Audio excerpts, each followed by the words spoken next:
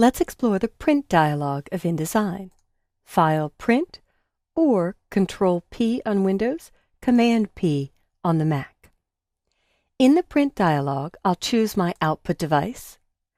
I can select whether spreads are included, and I could choose to print master pages or not. I can select ranges of pages.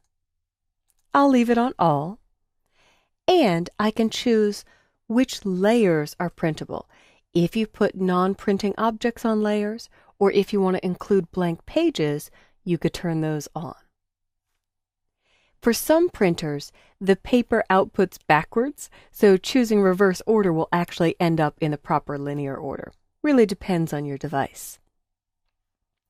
In Setup, I can choose my paper size. This is dependent on the printer you have selected.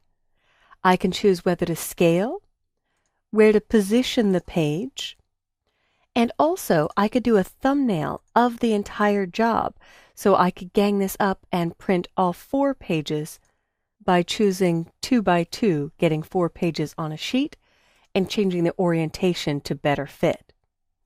I'll turn thumbnails off, and I could tile. If I had a larger page size than my device allows, tiling would allow you to stitch those together by hand. In Marks and Bleeds, I can choose whether or not I turn on my printer's marks and whether I include bleed. Since this is a digital job, I'll turn bleed off. The slug is my job-specific notes, which you can include or not include. Under Output, I can choose whether it's going to color or grayscale if I want just black and white.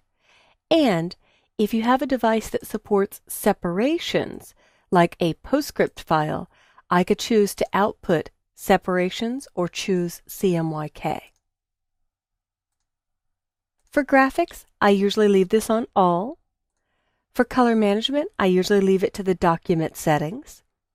And for advanced, I could choose what happens to the images.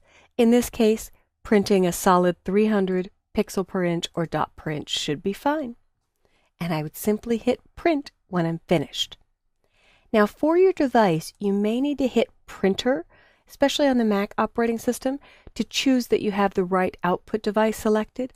And with details, I could choose items like paper type or quality. And if I wanted to go to plain paper or set a quality of fast draft to do a rough proof, I can do that. You can also choose here in Layout how many pages you have per sheet and if you have duplexing or printer-specific options. I'll leave that alone, and when I'm finished, I'll click Print. And that is the tour of the Print dialog in InDesign. Often I'll tend to PDF first and preview the file as a PDF before I print. That way I go much greener. I can't tell you how many times I've checked a layout problem or spotted something out of place in the PDF, which saves me the problem of having to go back and print again and wasting paper.